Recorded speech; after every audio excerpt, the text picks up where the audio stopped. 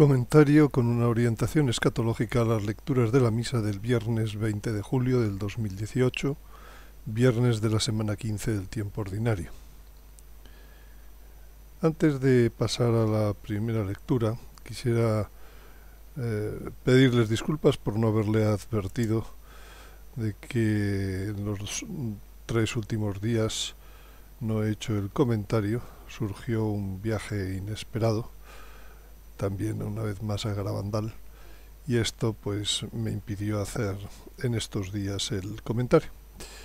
Pero también hay que tener en cuenta que ahora en verano pues en ocasiones también me resulta más difícil. Todo ello ha hecho que en el mes de julio los comentarios, el número de comentarios se ha reducido en un 30% aproximadamente. Vamos a ver, no está programado el día que es posible y el día que no es posible. Desde luego, en los fines de semana puede ser más complicado el hacerlo que en los días normales. Pero también a veces ocurre cosas como este viaje inesperado. Bien, volvamos entonces a la primera lectura del viernes de la semana 15 del tiempo ordinario, que es la curación del rey Ezequías. Cree que va a morir y se lo dice así el Señor, y entonces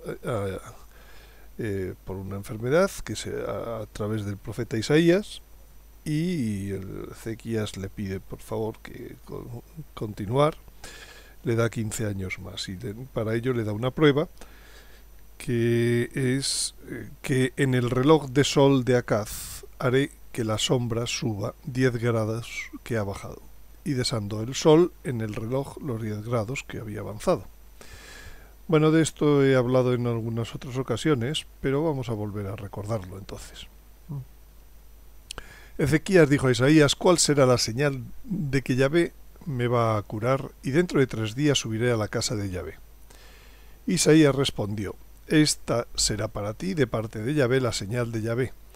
Hará lo que ha dicho. ¿Quieres que la sombra avance 10 escalones o que retroceda? 10 escalones dentro de la escalera que servía un poco de cómo avanzaba, de reloj servía, cómo avanzaba la sombra a lo largo del día. Ezequías dijo que la sombra retroceda 10 escalones. Realmente es más difícil si la sombra retrocede que si la sombra... Bien, entonces eso pues significa que de algún modo pues ha cambiado la inclinación de la Tierra, o bueno, ahora veremos cómo cambia. El profeta Isaías invocó a Yahvé, y Yahvé hizo retroceder la sombra 10 escalones sobre las que había recorrido en las gradas de la habitación de arriba de Ahaz. ¿Por qué ocurrió esto? ¿Cómo ocurrió esto? Pues ahora veremos. Hay una inscripción egipcia traducida por Crombet que describe lo que pasó con más detalle. Ha ocurrido en los alrededores un prodigio notable a causa del sol, ya que ha venido a causa del sol ya venido, que ya ha venido, ha retrocedido, volviendo la oscuridad. El cielo, vuelto atrás, ha descubierto la luna, cuya faz había desaparecido. Las estrellas han aparecido en la zona que la rodea. La mañana se ha retrasado. O sea, ya había amanecido y de pronto vuelve a oscurecer. Los enemigos temibles, destruidos por el camino, han llenado en multitud una larga extensión de la región inferior. En ese momento estaba el ejército asirio de Sennacherib en una campaña que iba hacia Egipto. Y entonces los enemigos temibles de Egipto que venían a por Egipto, pues por ir pegados a la costa, pues ahora veremos que se produce una onda de marea que los destruye. No es el primer ejército ni el último que va a ser destruido por el agua. Y sigue la inscripción: nunca en la antigüedad las multitudes habían contemplado en el valle semejante trastorno. Efectivamente, porque el trastorno que ocurrió en el día de Josué, ahora lo veremos, no fue así. No fue que se retrasara, o sea, que volviera la noche, ¿no?, habiendo aparecido el día, sino fue simplemente que se detuvo el día. Bueno, dice: el sol, después de haberse elevado en alto, ha vuelto bajo tierra, privando de luz a las multitudes. El cielo, que antes se había agrandado, comiéndose la luna, la ha dejado, contra la costumbre, haciéndola regresar. O sea, vuelve a ser de noche. El mar, potente, se ha precipitado fuera de sus límites. Algo pasa con la inercia de la Tierra en ese momento, que las aguas tienen una inercia diferente de lo sólido. Dice: elevándose por encima de las casas, arrojando a los pescadores en el fondo del agua. A todo el ejército también. Una multitud de habitantes ha sido golpeada por la gran rapidez del trastorno. Las semillas han sido sembradas sin provecho. El gran rey de la localidad, más numerosa que las otras, ha decidido exentar del pago del impuesto hasta cuando tenga lugar la cosecha que debe llegar. Bueno, sobre la causa de este comportamiento de la Tierra, pues antes de estudiarlo, pues vamos a ver qué más consecuencias produjo ese hecho astronómico. La principal es que las culturas antiguas tenían, antes de ese momento, en el año 701 a.C., calendarios de 360 días al año. Y esto se puede comprobar en Persia, Egipto, China, Caldea, Asiria, los incas, Israel, Grecia, India, la civilización maya, los aztecas, Babilonia, Roma. Todos tenían calendarios de 360 días. Y a partir de ese año, bueno, los meses eran de 30 días, ajustados a la luna. La luna daba una vuelta otra vez a la Tierra, a ser luna nueva en 30 días. Por tanto, pues estaba el Sol y la Luna pues muy exacto en lo de 360.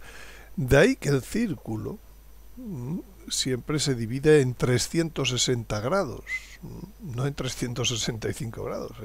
Eso es un reflejo del antiguo calendario. Y la velocidad, entonces, lo que pasa es que si ahora estamos en un calendario de 365 días, es que sencillamente la Tierra antes era más rápida en dar la vuelta al Sol que ahora. Ahora tarda 5 días más. Algo la frenó a la Tierra. ¿Qué fenómeno ocurrió para producir el cambio? Bueno, pues ahora lo vamos a ver. El Sol, pues finalmente dio un tirón, como un frenazo en un coche, ¿no? Aplicó un frenazo a todo el sistema Tierra-Luna, como ahora veremos. Y entonces pasó a ser, en vez de la velocidad de 30,22 km por segundo, a ser 29,79 km por segundo. Ese frenazo es el que el mar responde a él con una inercia diferente al que a la parte sólida de la Tierra. Y entonces por eso hay una onda de marea. Pero en este caso no está causado porque haya frenado la rotación. El día sigue teniendo 24 horas. Entonces no fue una afectación a la Tierra. Lo que ocurrió no fue que a la Tierra, sí, a la Tierra indirectamente, pero primariamente fue una afectación al Sol. Ahora veremos. Hay dos alternativas: que la causa esté en la rotación de la Tierra, que no lo es porque el día sigue durando, o que la causa esté en la traslación de la Tierra.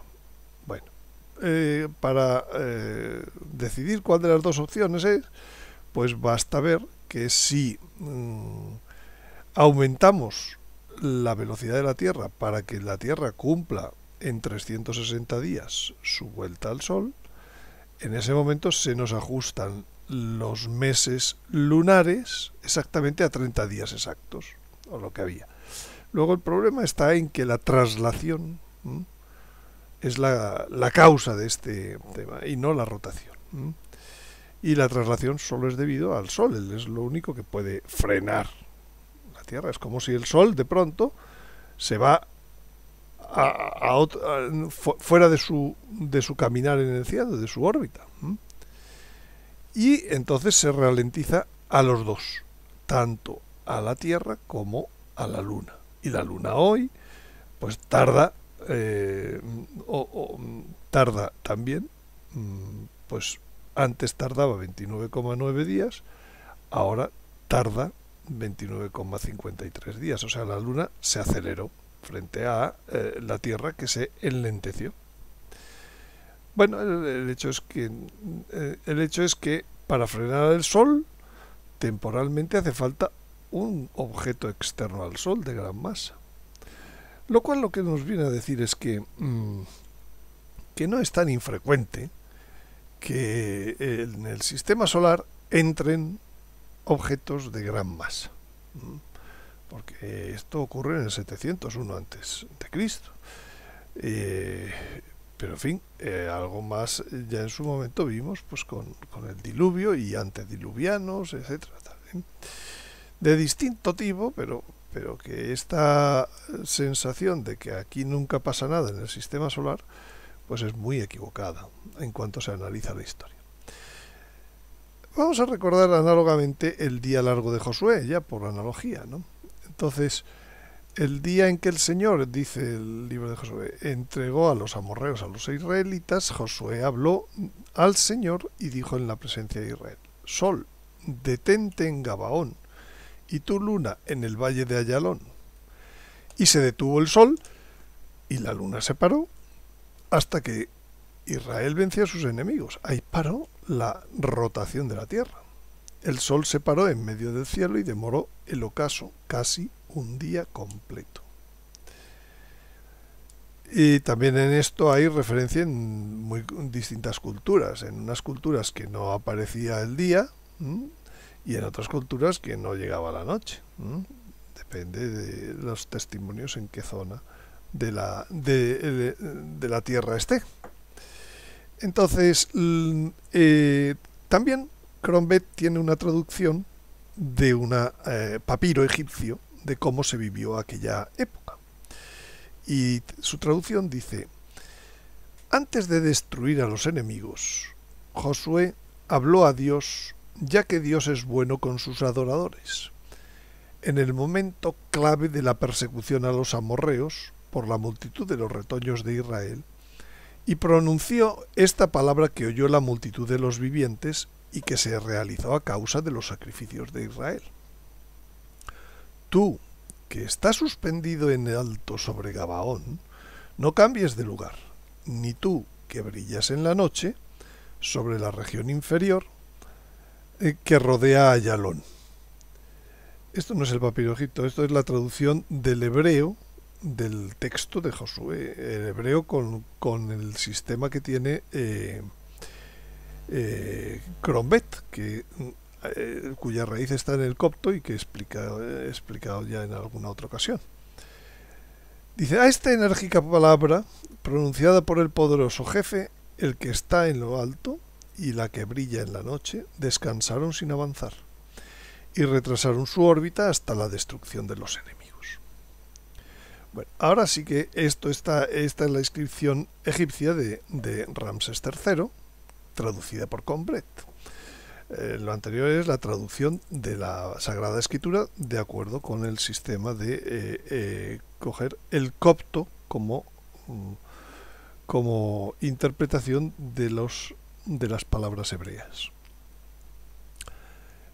Entonces, dice la inscripción de tiempos de Ramsés III: En la época en que se totalizaba el sexto gran sol, en la tercera alegría de la aparición de la luna, cuando los jardines lozanos por la venida del agua dan tiernos retoños después de haber eliminado el agua en exceso, el faraón ha establecido un edicto para eximir de la tasa la renta de la multitud de los habitantes damnificados, cuyas propiedades, por desgracia, alcanzadas por el agua, han sido dañadas en un gran desastre. El sol, trastornado, había permanecido bajo sobre el horizonte, absteniéndose de levantarse, sembrando el espanto entre los grandes doctores. Un día comprendió dos. Después el faraón ha erigido una imagen que tiene la finalidad de alejar la desgracia del país. Hefaistos, a tus adoradores, da protección. Anula las palabras de esos viajeros extranjeros impostores. Bien sabían ellos que eso ocurrió porque algo habían hecho esos viajeros extranjeros impostores, esos israelitas. Haz perecer a esos enemigos de los sacrificios, a las imágenes, hechos por la multitud, dispuesta por clases en los templos de los dioses eminentes. Aumenta los golpes sobre esos malditos adoradores del Eterno. Castígalos, multiplica las desgracias sobre estos pastores de rebaños. Quema sus casas. Ramsés, celeste jefe, que imponías el trabajo a esos infames, que los maltratabas, que no los socorristes en la necesidad. Arroja al mar a esos viajeros extranjeros, que han hecho que la luna se detuviera, quieta en un pequeño rincón en el borde del horizonte, y que en un pequeño rincón en el borde del horizonte, el mismo sol, que apenas había nacido de frente al lugar donde se hallaba la luna, aplazó cambiar de lugar y atravesar los cielos. Mientras la luna reducía su velocidad y se arrastraba lentamente recorriendo un espacio exiguo de frente, el gran dios, el sol, suspendía su marcha, atenuando el efecto extremo de su luminosidad como al despuntar el día.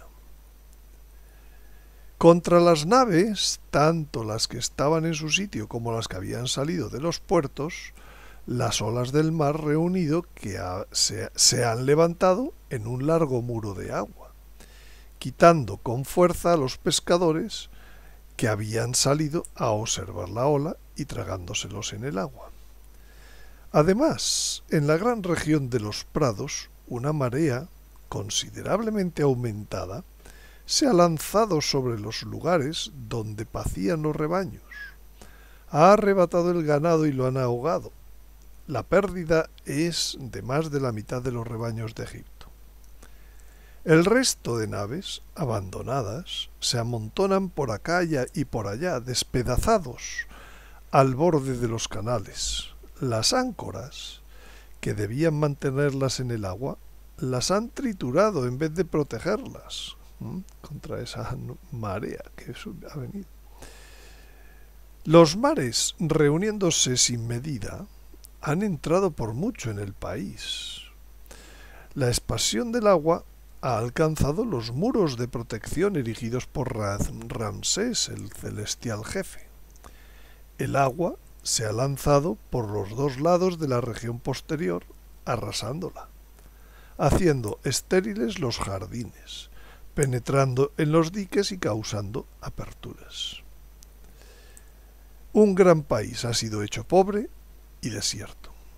Lo que había sido sembrado ha sido espantosamente destruido, y cúmulos de tallos de cereales están por el suelo.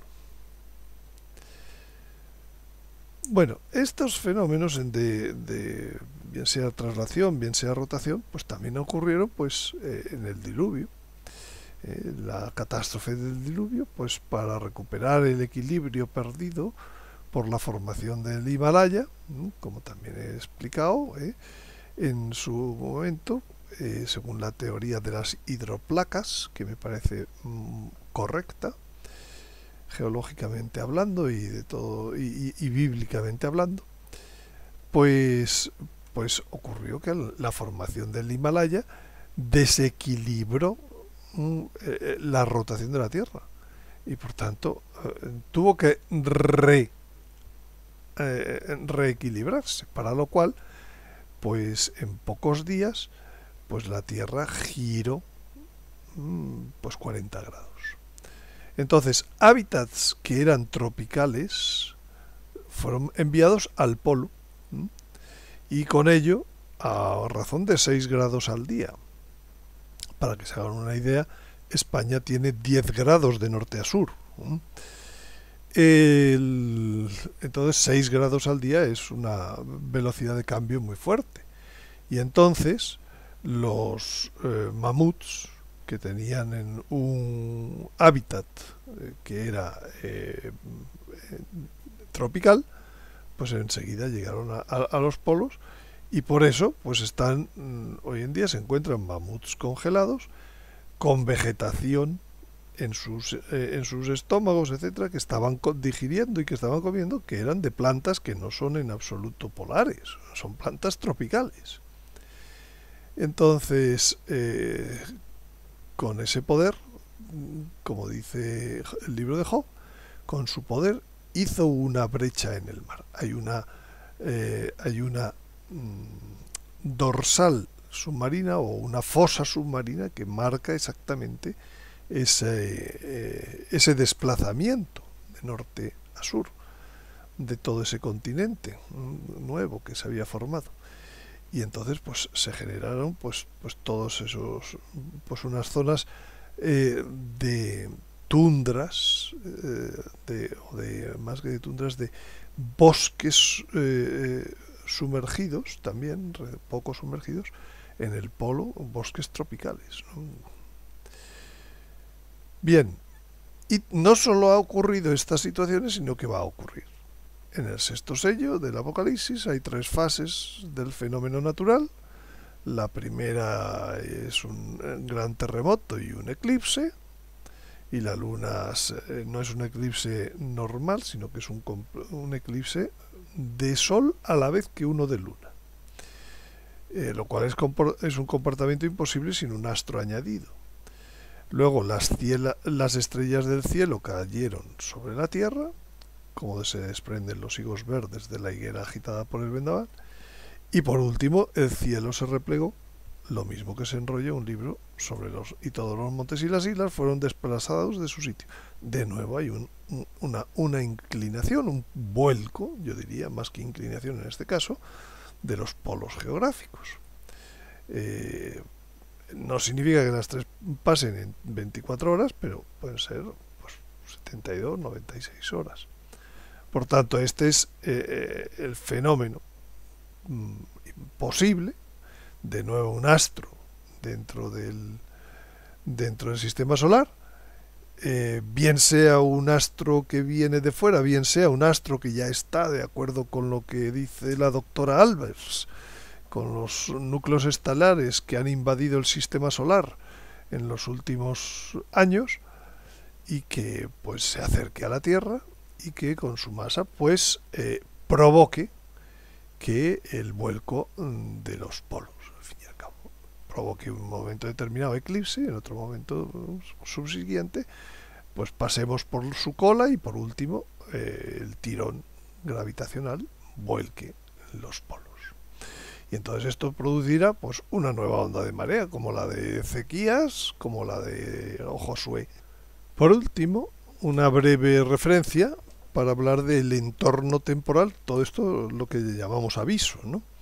Entonces, para hablar del entorno temporal del aviso, sabemos que Conchita dijo que el aviso será un máximo de 12 meses antes del milagro. Hay otras referencias cuya fiabilidad en este momento pues no tengo absolutamente contrastada sobre que Loli, que era la que sabía incluso la fecha, al parecer pues también comentó poco antes de su muerte, a una amiga, que sería 3 semanas o 3 meses antes del milagro. Aquí Conchita lo que tenemos con seguridad es que ella dice en el año 12 meses, entendiendo por año 12 meses, antes del milagro. Las dos cosas convergerían, pero digo que esta segunda no la tengo confirmada. Entonces, pero lo que sí que tenemos también es 2 profecías que son convergentes sobre el momento del aviso. La primera es del profeta Ezequiel, en el capítulo 39. Sabemos que el aviso se va a dar para terminar con la invasión de Gog. Esa invasión que las niñas dicen que el mundo parecerá comunista. Entonces, lo que dice Ezequiel es que cuando sean vencido o derrotado ese ejército invasor, sus despojos se utilizarán durante 7 años. Luego, no puede ponerse el fin de los tiempos antes de 7 años después de haber ocurrido el aviso. Entre el aviso y el fin de los tiempos, por lo menos tiene que haber 7 años. Y esto también lo dice San Patricio, en el año 463, de otro modo, porque dice que Irlanda perderá la fe al final de los tiempos y que Irlanda quedará sumergida, esto es volver a hablar del aviso, de esa onda de marea, y dice 7 años antes del fin de los tiempos. Luego quiere decir que entre esa onda de marea, que es el aviso, y el fin de los tiempos, parece que va a haber 7 años, de nuevo. Bien, esto en combinación con lo que he explicado el día 3 de mayo, la solución, el comentario del día 3 de mayo, pues nos lleva a que la fecha más próxima posible, más posible en este momento, según los análisis del milagro, de los tiempos de Daniel, de las señales en las estrellas, etcétera, pues obliga a llevar el aviso 7 años antes del año 30, como muy tarde. Por tanto, nos ponemos en el 23. El 23 es año de posible milagro, porque cae en jueves, mártir de la Eucaristía. Entonces, ya sea finales del 22, primeros del 23, esto nos está dando un orden de aproximación temporal sobre el aviso.